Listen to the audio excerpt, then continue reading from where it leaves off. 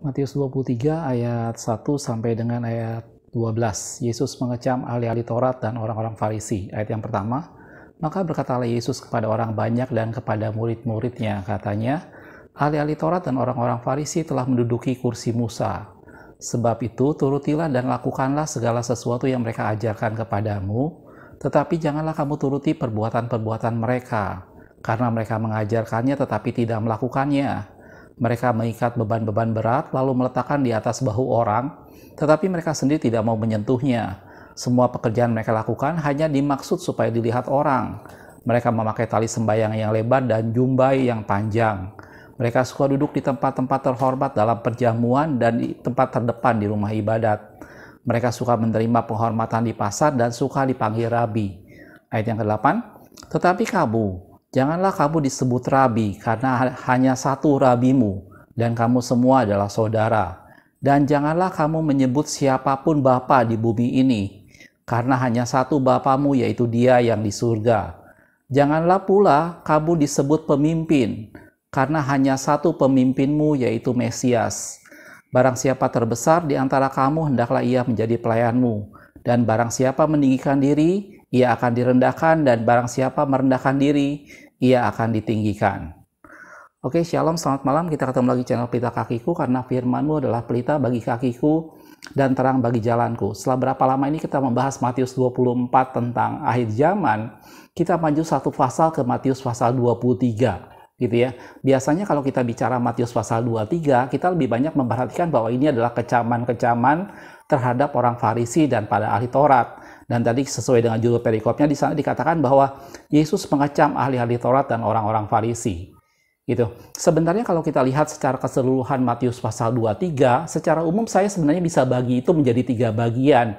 Walaupun dalam di terjemahan baru dalam Alkitab kita dibagi menjadi 2 bagian. Sebenarnya kalau saya perhatikan itu sebenarnya bisa dibagi menjadi 3 bagian. Bagian yang pertama yang tadi kita baca itu adalah ayat 1 sampai dengan ayat 12. Itu sebenarnya ucapan Yesus kepada murid-muridnya dan orang banyak. Jadi pada waktu yang tadi kita baca, bagaimana dikatakan orang Farisi dan ahli Taurat sudah menduduki kursi Musa. Kamu turutilah apa yang mereka ajarkan, dan perhatikan apa yang mereka ajarkan, tapi jangan turuti perbuatannya.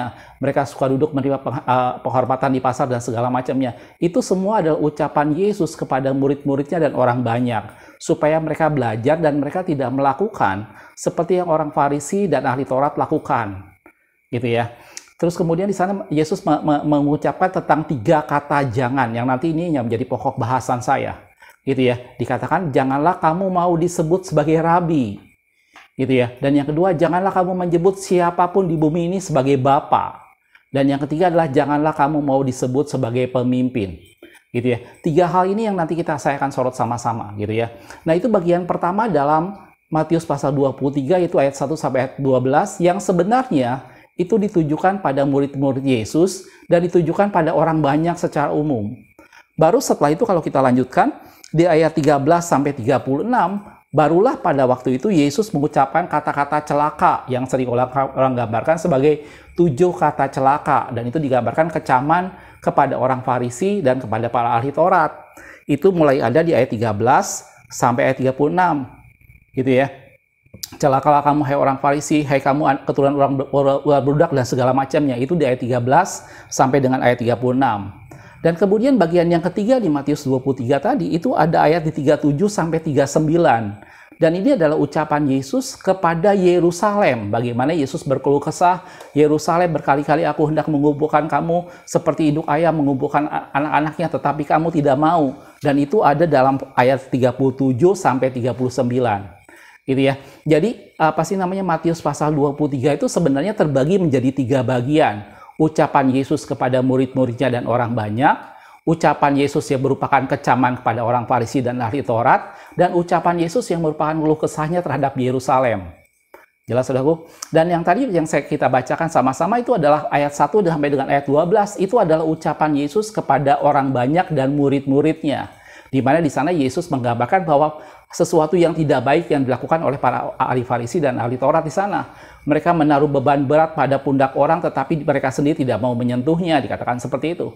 gitu ya. Dan banyak hal yang dilakukan oleh orang Farisi dan ahli Taurat. Mereka suka duduk di tempat terdepan dalam rumah ibadah. Semua yang mereka lakukan semata-mata untuk mendapat penghormatan. Dan kemudian Yesus menegur murid-muridnya. Yesus memberitahu murid-muridnya dan orang banyak supaya mereka tidak melakukan hal yang sama seperti yang dilakukan oleh ahli Taurat tadi, gitu ya. Dan itu diungkapkan dengan 3 kata jangan dalam Matius pasal 23, gitu ya. Janganlah kamu mau disebut sebagai rabi, janganlah kamu menyebut siapapun sebagai bapak, dan janganlah kamu disebut sebagai pemimpin. Itu adalah 3 kata jangan yang Yesus sebutkan dalam Matius 23 tadi, dan itu dikhususkan buat murid-muridnya dan orang banyak secara umum pada waktu itu. Itu sama sekali bukan untuk ahli Taurat atau orang Farisi. Ahli Taurat dan orang Farisi baru dari ayat 13 sampai dengan ayat berikutnya, itu baru kecaman terhadap orang Farisi, celakalah kamu dan segala macamnya. Jelas, saudaraku? Jadi pada video ini saya akan membahas mengenai 3 kata jangan yang Yesus gambarkan, yang Yesus ajarkan kepada murid-muridnya berkenaan dengan perilaku, berkenaan dengan sesuatu yang dilakukan oleh orang Farisi dan para ahli Taurat. Supaya murid-muridnya dan orang banyak belajar untuk tidak melakukan hal yang seperti itu. Dan Yesus menggambarkan dengan 3 buah kata jangan, yang nanti kita akan bahas satu-satu. Gitu ya. Dalam firman Tuhan memang banyak kata-kata yang Yesus pernah ucapkan. Yesus pernah berkatakan, hendaklah kamu. Gitu ya. Yesus juga mengucapkan, diberkatilah kamu. Dan Yesus juga pernah mengucapkan, jangan. Gitu ya. Janganlah kamu khawatir, dan ada banyak kata jangan yang lain. Gitu. Tetapi di Matius pasal 23 ini ada secara khusus Yesus mengajar murid-muridnya. Sebelum masuk dalam Matius 24 tentang akhir zaman, Yesus mengajar murid-muridnya supaya murid-muridnya berhati-hati dan tidak melakukan seperti kecerobohan, seperti tindakan yang dilakukan oleh para ahli Taurat dan orang Farisi. Dan itu digambarkan dengan 3 kata jangan di sana. Yaitu janganlah kamu disebut dengan rabi, janganlah kamu menyebut orang lain sebagai bapak, dan janganlah kamu disebut sebagai pemimpin. Gitu ya. Itu semua ada dalam ayat 8 sampai dengan ayat 10. Gitu ya. Kita akan sorot satu-satu, saudaraku, mengenai 3 kata jangan yang Yesus ajarkan. Sekali lagi, ini Yesus sampaikan kepada murid-muridnya berkenaan dengan perilaku yang nampak pada ahli Taurat dan orang Farisi. Kata-kata ini bukan untuk orang Farisi dan ahli Taurat. Teguran dan kecaman buat mereka nanti di ayat 13 dan seterusnya. Baru itu adalah kecaman buat orang Farisi dan ahli Taurat. Gitu ya. Tetapi yang tadi kita lihat sampai ayat 12, itu semua adalah teguran Yesus, itu semua adalah yang Yesus ajarkan kepada murid-muridnya agar murid-muridnya dan orang banyak tidak melakukan hal yang seperti itu yang dilakukan oleh orang Farisi dan ahli Taurat. Jelas, saudara? Kita mulai dengan kata jangan yang pertama, yaitu janganlah kamu disebut rabi. Gitu ya. Ini ada dalam ayat yang ke-8. Kalau kita lihat sedikit ayat yang ke-8 dikatakan di Matius 23 tadi, tetapi kamu janganlah kamu disebut rabi. Gitu ya. Sebab hanya satu rabimu dan kamu semua adalah saudara. Gitu ya. Kita akan lihat dulu kata jangan yang pertama, yaitu janganlah kamu disebut rabi. Kata rabi itu sebenarnya adalah sesuatu kata dari bahasa Gerika, gitu ya, yang kemudian diambil asalnya dari bahasa Ibrani, yaitu rab, gitu ya. Dan kata rab ini sebenarnya artinya adalah sesuatu yang berhubungan sebagai apa tuh namanya? Sebentar, saudaraku. Sesuatu yang berhubungan sebagai satu pribadi yang mengajarkan, sebagai satu pribadi yang luar biasa, dan itu digambarkan dengan kata rab. Strong number-nya 7227. Gitu ya. Jadi kata rabi yang ditulis dalam Matius tadi itu adalah berasal dari kata bahasa Gerika atau bahasa Yunani, dan bahasa ini sendiri berasal dari bahasa Ibrani, yaitu rab. Gitu ya. Yang artinya adalah sesuatu yang besar, sesuatu yang mulia, sesuatu yang luar biasa, gitu ya. Dan itu digambarkan sebagai satu pribadi di mana dia adalah satu pribadi yang melebihi orang lain. Dan digambarkan sebagai satu sumber ilmu, sebagai satu sumber pengetahuan, sebagai satu sumber kebenaran. Gitu ya. Dan Yesus mengajarkan murid-muridnya, dikatakan, tetapi kamu janganlah kamu disebut rabi. Mungkin kita berpikir itu kan orang lain yang menyebutkan, gitu ya.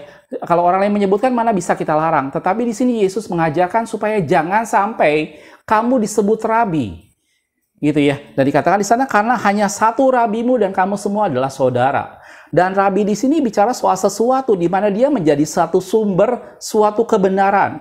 Dia menjadi sumber suatu ilmu tentang pengenalan akan Allah. Dan Yesus mengajarkan jangan kamu mau disebut rabi. Gitu ya. Tadi saya udah bilang itu kan orang lain yang menyebut. Dia bilang bisa aja orangnya tidak mau, tetapi kemudian orang lain menyebutnya bagaimana? gitu ya. Tetapi yang dimaksudkan Yesus di sini adalah jangan kamu disebut rabi, artinya jangan murid-muridnya menempatkan diri sebagai rabi, gitu ya. Kalau mereka menempatkan diri sebagai rabi, maka mereka menempatkan diri sebagai satu sumber di mana mereka lah tempat pengenalan akan Allah, sebagai satu sumber bahwa mereka lah sumber kebenarannya. Dan itu yang dilakukan oleh orang Farisi di atasnya. Mereka suka duduk di tempat-tempat terdepan pada sebuah perjamuan. Mereka suka dipanggil rabi. Di ayat yang tadi kita udah baca. Dan Yesus mengatakan pada muridnya, jangan kamu disebut rabi. Jangan kamu menempatkan diri bahwa kamu sebagai rabi, bahwa kamu sebagai satu sumber sebuah kebenaran, gitu ya. Rabi di sini bicara soal pemimpin agama. Rabi di sini bicara soal orang yang memperkenalkan Allah kepada masyarakat atau jemaat pada waktu itu. Dan Yesus mengajarkan murid-muridnya, jangan sampai kamu disebut rabi, jangan sampai kamu menempatkan diri sebagai rabi, sebagai orang yang mengenal Tuhan, sebagai orang yang menjadi sumber pengenalan akan Tuhan, menjadi orang di mana itulah sumber sebuah kebenaran. Gitu ya. Ini menjadi sesuatu hal yang Yesus tegur pada murid-muridnya. Dan kalau kita perhatikan sekarang, Yesus sendiri dalam banyak perkara, dia selalu, murid-muridnya selalu mengatakan memanggil dia dengan kata rabi. Kalau kita perhatikan dalam Markus 9 ayat yang kelima dikatakan, kata Petrus kepada Yesus, Rabi, betapa bahagianya kami berada di tempat ini. Baiklah, kami dirikan 3 kemah, satu untuk engkau, satu untuk Musa, satu untuk Elia. Pada waktu itu Yesus naik ke atas gunung dan berubah dengan segala kemuliaannya. Dia mengajak 3 orang muridnya, Petrus, Yakobus, dan Yohanes, gitu ya. Dan kemudian Petrus memanggil Rabi, betapa bahagia kami berada di sini. Itu panggilan yang murid-murid lakukan kepada Yesus. Dan Yesuslah yang layak dipanggil dengan kata Rabi. Karena itu dalam firman Tuhan Yesus mengatakan, jangan sampai kamu disebut Rabi. Jangan sampai kamu menempatkan diri sebagai rabi, sebagai satu sumber kebenaran, gitu ya. Karena tidak ada kebenaran yang lain selain di dalam Yesus, dan manusia hanya menjadi perantara. Manusia hanya menjadi saluran Allah untuk menyampaikan kebenaran. Manusia itu sendiri bukan sumber dari sebuah kebenaran. Dan itu yang Yesus tegur kepada murid-muridnya. Kenapa? Karena Yesus melihat orang Farisi dan ahli Taurat, mereka menempatkan diri di pasar-pasar dan suka dipanggil rabi. Orang Farisi dan ahli Taurat merasa bahwa mereka lah sumber kebenaran itu. Mereka bisa menentukan orang itu benar atau salah. Karena mereka merasa bahwa mereka adalah rabi. Dan itu yang Yesus tegur dan jangan dilakukan oleh murid-muridnya. Gitu ya. Kalau kita lihat dalam Yohanes 1 ayat 38 dikatakan, tetapi Yesus menoleh ke belakang. Pada waktu itu, waktu pertama murid-muridnya mengikuti dia. Ia melihat bahwa mereka mengikuti dia, lalu berkata kepada mereka, apakah yang kamu cari? Kata mereka kepadanya, Rabi, artinya guru, di manakah engkau tinggal? Dan di sini digambarkan Rabi di sini artinya guru, sebagai satu sumber ilmu, sebagai satu sumber di mana orang bisa mengenal Allah dari sana, sebagai satu sumber kebenaran. Itulah arti kata Rabi di sana. Itu yang tadi saya bilang itu berasal dari bahasa bahasa Ibrani yang asalnya adalah kata Rab. Gitu ya. Dan ini yang Yesus tegur pada murid-muridnya, bahwa jangan kamu disebut rabi, gitu ya. Sekali lagi kata disebut di sini nanti kita lihat bedanya. Yang pertama masalah rabi itu jangan kamu disebut, sama seperti yang ketiga jangan sampai kamu disebut pemimpin. Tetapi yang kedua jangan kamu menyebut orang lain sebagai bapak, gitu ya. Jadi kata jangan yang pertama dan yang ketiga sama. Jangan kamu disebut rabi dan jangan kamu disebut pemimpin. Jadi orang lain yang menyebutnya kepada murid-muridnya. Sedangkan yang kedua adalah jangan kamu menyebut seseorang lain adalah sebagai bapak, gitu ya. Jadi di sini adalah yang dimaksud dengan rabi tadi adalah sesuatu di mana itu dianggap sebagai satu sumber kebenaran. Dan Yesus mengatakan bahwa tidak ada sumber kebenaran selain di dalam Yesus. Manusia hanya saluran dari apa yang Tuhan sampaikan. Kalau kita lihat dalam firman Tuhan, saudaraku, 1 Timotius 6 ayat yang keempat dikatakan, ia adalah seorang yang berlagak tahu padahal tidak tahu apa-apa. Penyakitnya adalah mencari-cari soal dan bersilat kata yang menyebabkan dengki, cedera, fitnah, dan curiga. Di sini Paulus menggambarkan kepada Timotius bahwa manusia di akhir zaman cenderung berlagak tahu, cenderung merasa bahwa dia tahu sesuatu, cenderung merasa bahwa dia sudah mengetahuinya. Dan itu yang Yesus tidak mau terjadi pada murid-muridnya, supaya mereka jangan mau disebut rabi. Jangan menempatkan diri sebagai satu pribadi yang menjadi satu sumber sebuah kebenaran. Gitu ya. Dan itu juga hal yang terjadi pada 2 Timotius 3 ayat yang keempat, dikatakan, suka mengkhianat, tidak berpikir panjang, berlagak tahu, lebih menuruti hawa nafsu daripada menuruti Allah. Gitu ya. Manusia kecenderungan merasa sok tahu, saudaraku. Manusia kecenderungan merasa, oh saya sudah lama melayani, oh saya sudah baca dari Kejadian sampai Wahyu berkali-kali, semua kebenaran firman Tuhan saya tahu, gitu ya. Dan merasa bahwa dialah sumber pengetahuan, dialah sumber sebuah kebenaran, gitu ya. Tetapi kita harus sama-sama menyadari, saudaraku, bahwa Anda dan saya, siapapun kita, sudah berapa lama pun kita melayani dan seberapa banyak pun pengetahuan kita dan seberapa banyak berderet gelar-gelar rohaniawan yang ada pada kita, Anda dan saya pengetahuan kita tidak lengkap, dan manusia hanyalah saluran Tuhan. Tuhan itulah sumber segala kebenaran, dan itu yang Yesus minta kepada murid-muridnya, jangan sampai kamu disebut rabi. Itu maksudnya. Supaya manusia dan murid-muridnya tidak menempatkan diri sebagai satu sumber kebenaran. Sumber kebenaran itu hanya pada Allah. Jelas, saudaraku? Dalam Roma 10 ayat 2-3 dikatakan, sebab aku dapat memberi kesaksian tentang mereka, bahwa mereka sungguh-sungguh giat untuk Allah, tetapi tanpa pengertian yang benar. Sebab oleh karena mereka tidak mengenal kebenaran Allah, dan oleh karena mereka berusaha untuk mendirikan kebenaran mereka sendiri, maka mereka tidak takluk pada kebenaran Allah. Seringkali orang mendirikan kebenarannya sendiri. Seringkali orang merasa bahwa saya sudah tahu. Dan tadi Paulus katakan kepada Timotius, banyak orang yang berlagak tahu. Dia merasa, oh saya sudah pengalaman, oh ayat ini saya sudah hafal, oh ini saya sudah tahu. Kalau Anda mau tanya sesuatu tentang firman Tuhan, tanya pada saya tahu semua jawabannya. Dan itu yang digambarkan seperti orang-orang pada orang Farisi dan orang-orang ahli Taurat yang ada pada waktu itu, mereka menempatkan diri sebagai rabi. Gitu ya. Dan Yesus mengajarkan murid-muridnya, jangan kamu dipanggil rabi. Gitu ya. Itu hal yang pertama. Dari hal yang pertama, Yesus menegur murid-muridnya, jangan menempatkan diri sebagai satu pribadi yang merupakan sumber kebenaran. Anda dan saya, siapapun kita semua, bahwa yang kita tahu itu semua terbatas. Dan kita hanya saluran untuk Allah menyampaikan sesuatu. Tetapi kebenaran sesungguhnya ada pada pribadi Allah. Kebenaran sesungguhnya ada pada firman Tuhan. Dan itu semua dituntun dan diarahkan semua oleh Roh Kudus. Jangan merasa bahwa kita sudah tahu, jangan merasa bahwa kita menguasai segala sesuatu. Gitu ya. Sadari penuh bahwa apa yang kita tahu tidak lengkap, dan sadari penuh bahwa kita butuh tetap belajar dan tutup tetap bergantung pada Roh Kudus, dan biarkan Roh Kudus mengajarkan segala sesuatu. Gitu ya. Untuk itulah Roh Kudus dicurahkan untuk memimpin dan mengajarkan kepada kita segala sesuatu. Dan itu yang Yesus tegur pada murid-muridnya, jangan kamu dipanggil rabi. Jelas, aku? Itu yang pertama. Dan kemudian yang kedua, yang tadi saya sudah bilang dalam firman Tuhan tadi dikatakan bahwa jangan kamu menempatkan diri, jangan kamu menyebut siapapun Bapa di bumi ini. Itu ada di ayat yang ke-9 di Matius 23 tadi. Kalau kita baca ulang, dan janganlah kamu menyebut siapapun Bapa di bumi ini, karena hanya satu Bapamu, yaitu Dia yang di surga. Gitu ya. Tentunya kalau kita bicara soal Bapa di sini, banyak kali kita berpikir bahwa kita semua pasti punya Bapa gitu ya, atau punya ayah gitu. Tetapi di sini Yesus mengajarkan bahwa jangan kamu menyebut seorang pun Bapa. Gitu ya. Bukan berarti kemudian anak-anak kita tidak boleh memanggil kita bapak, tidak boleh memanggil kita ayah, dedi, dan lain sebagainya. Artinya bukan itu. Gitu ya. Tetapi bapak di sini menggambarkan sebagai satu sumber kehidupan. Kalau rabi tadi kita bicara sebagai satu sumber kebenaran, sebagai satu sumber kepengenalan akan Tuhan, maka bapak di sini bicara sebagai satu sumber kehidupan. Dan Yesus mengajarkan pada murid-muridnya, jangan kamu memanggil seorang pun bapak. Jangan kamu menganggap siapapun sebagai satu sumber kehidupan. Gitu ya. Kehidupan kita ada hanya pada Allah. Gitu ya.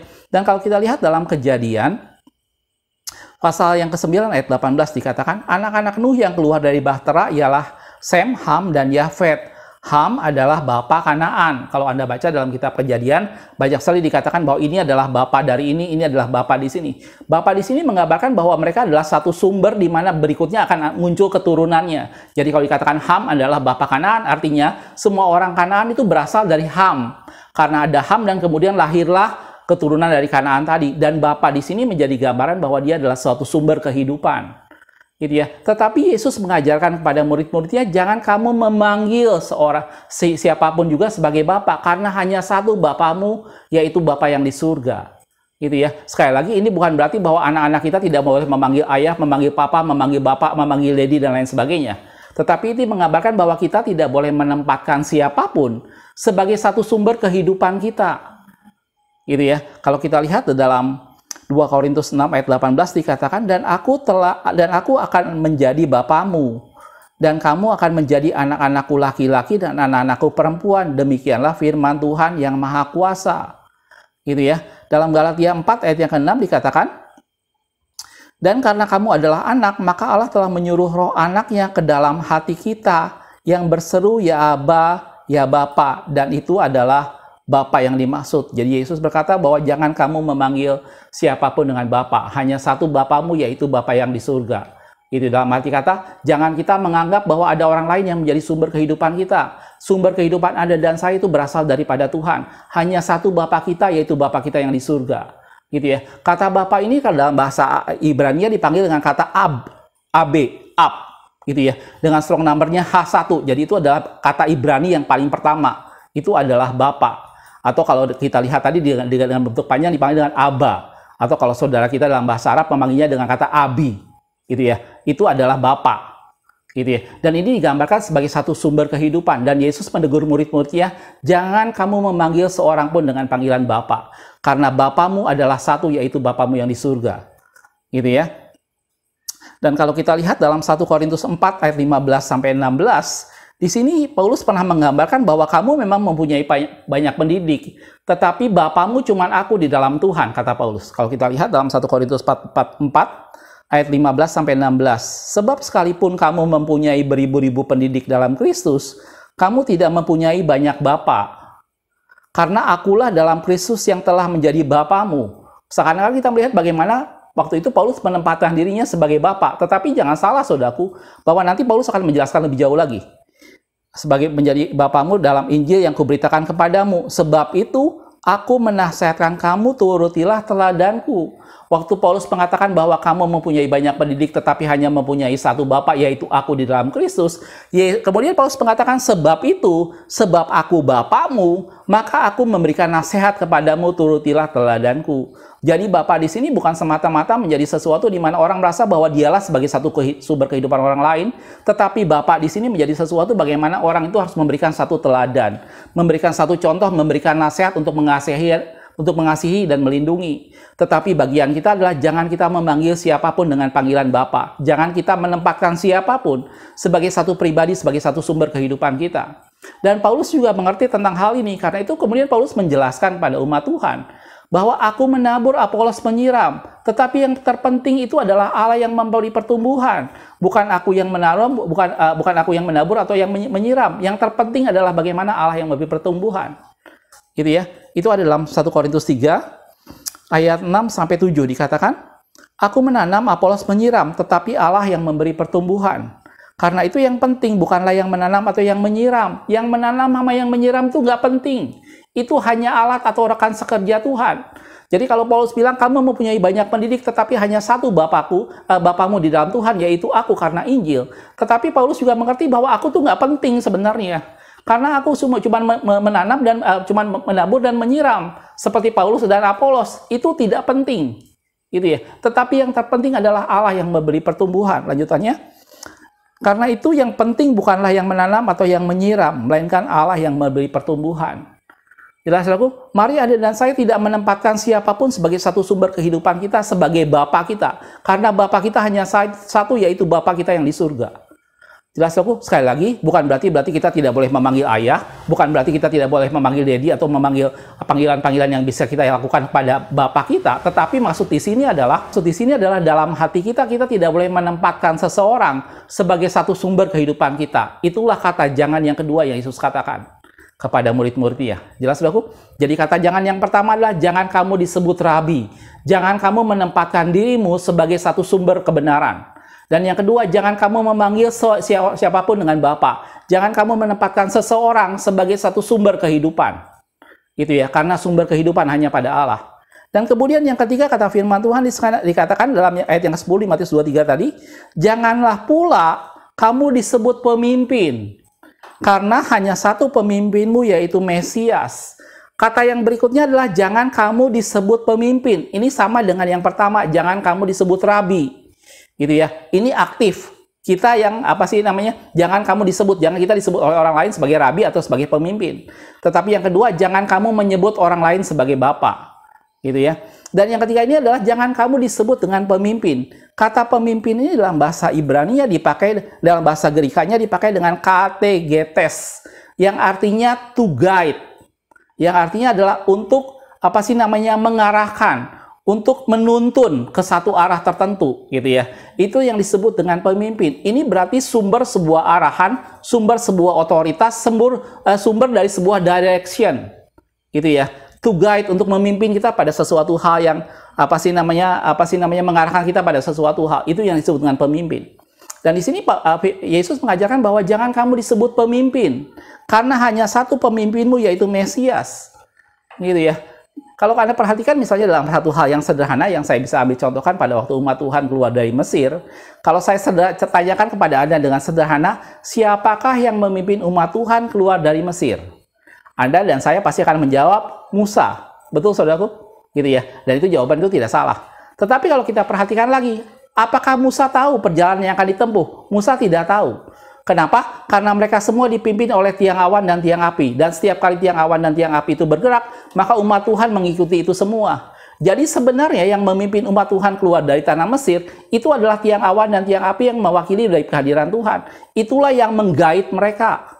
Itu ya.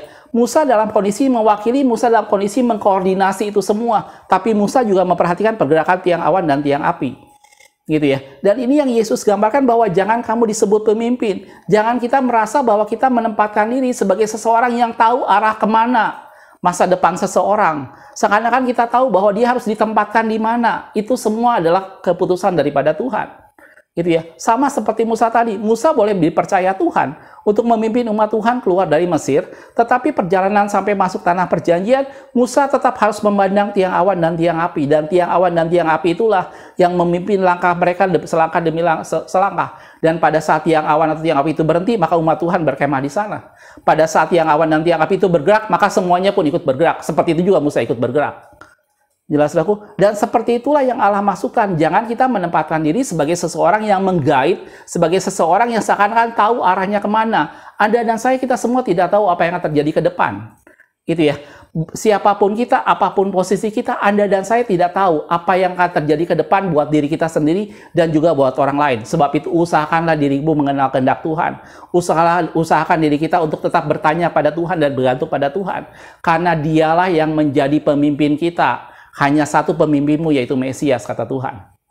Jelas, saudaraku? Dan kalau kita lihat dalam Matius 2 ayat yang ke-6 dikatakan, dan engkau Bethlehem, tanah Yehuda, engkau sekali-kali bukanlah yang terkecil di antara mereka yang memerintah Yehuda.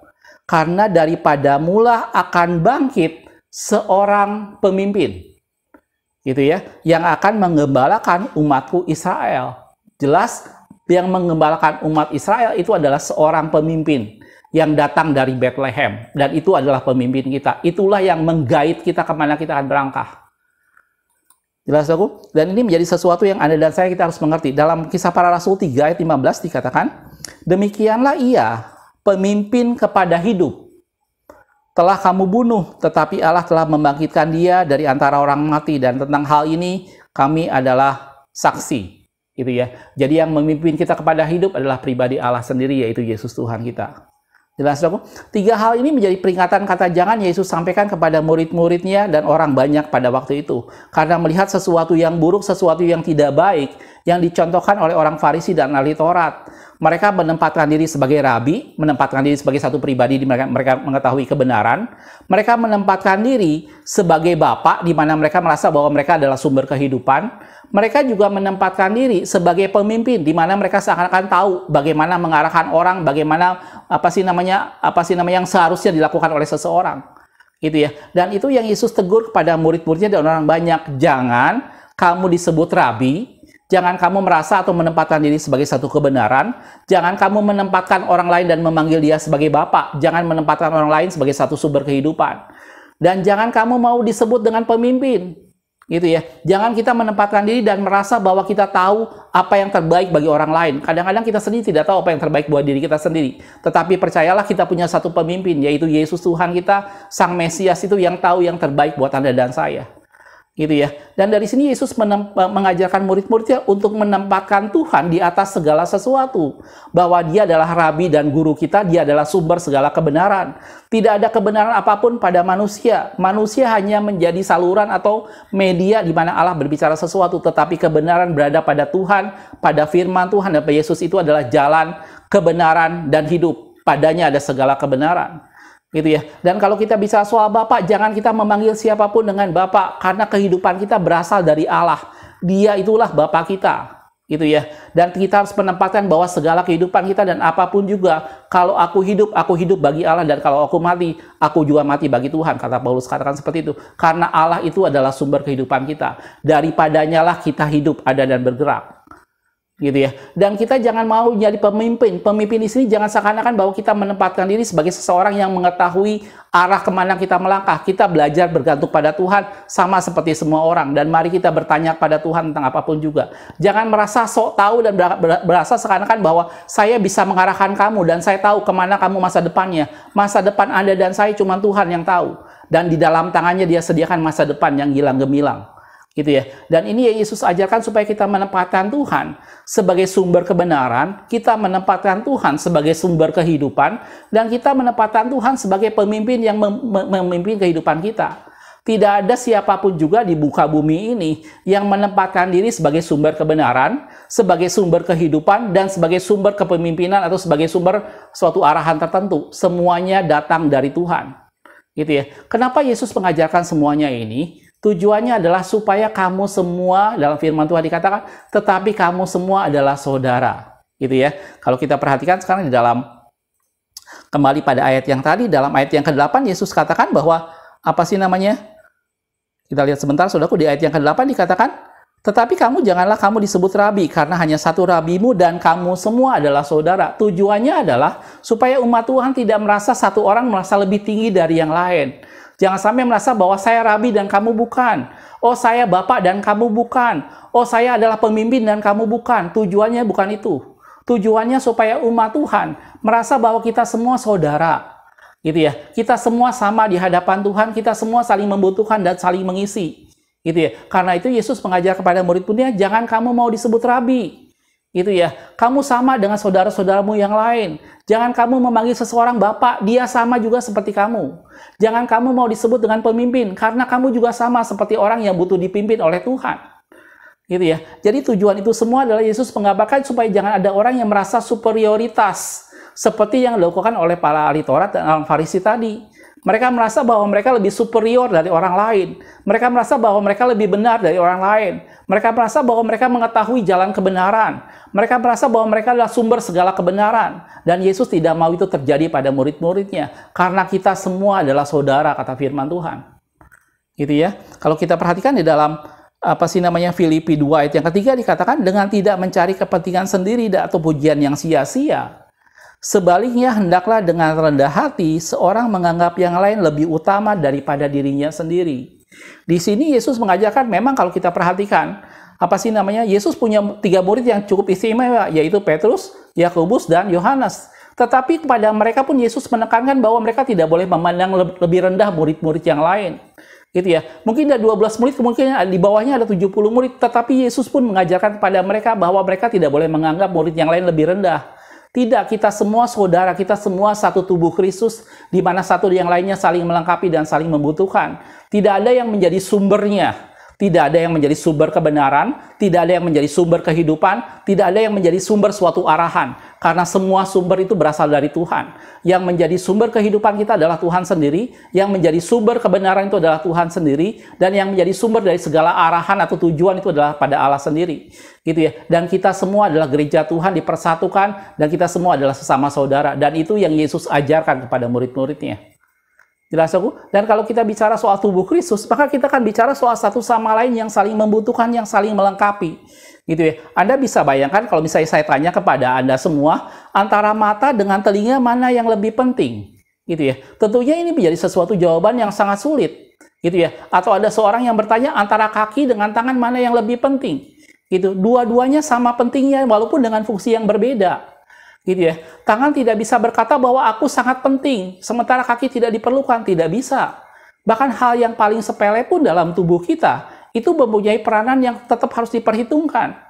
Dan itu yang Yesus gambarkan kepada murid-muridnya, supaya murid-muridnya jangan menganggap dirinya sebagai rabi, jangan memanggil seseorang sebagai bapak, dan jangan menempatkan dirinya sebagai pemimpin, karena kita semua saudara.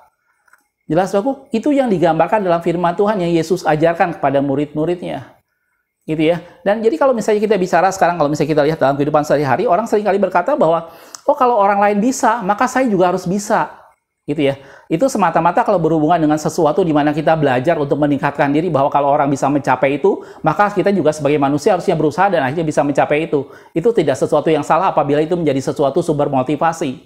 Tetapi dalam pelayanan tubuh Kristus, kita tidak bisa berkata bahwa kalau orang lain bisa, maka saya harus bisa juga. Karena masing-masing kita punya porsi yang berbeda. Gitu ya. Ada orang yang dipakai dalam pujian dan penyembahan, ada orang yang dipakai dalam pemberitaan firman Tuhan. Gitu ya. Ada orang yang dipakai untuk berdoa, ada yang dipakai untuk membagi-bagikan sesuatu, dan masing-masing punya peranan sendiri-sendiri, dan semuanya sama melengkapi tubuh Kristus. Gitu ya. Dari sini saya ingin sama-sama kita mengerti bahwa Anda dan saya, berapapun besar porsi pelayanan kita dan apapun yang kita lakukan, masing-masing kita punya peranan sendiri-sendiri.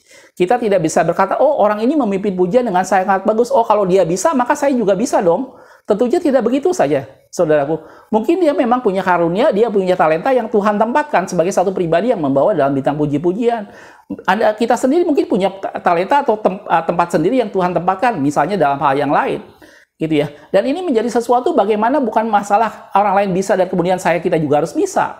Tetapi di sini menggambarkan bahwa bagaimana Anda dan saya menemukan posisi masing-masing dalam tubuh Kristus untuk melengkapi penggenapan gereja Tuhan disempurnakan. Dan ini bicara supaya jangan ada seorang pun yang menempatkan sebagai rabi, jangan ada seorang pun yang menempatkan sebagai bapak, jangan ada seorang pun yang menempatkan sebagai pemimpin, karena kita semua saudara. Gitu ya. Seperti halnya tubuh Kristus tadi, maka setiap bagian tubuh mau sekecil apapun juga itu tetap diperlukan, dan itu menjadi sesuatu yang saling melengkapi satu dengan yang lainnya.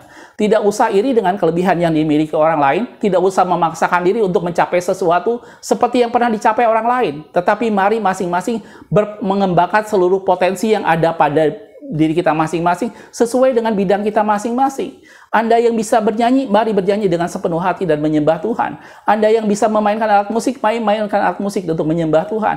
Anda yang bisa melayani dengan pemberitaan firman Tuhan, mari layani pemberitaan firman Tuhan.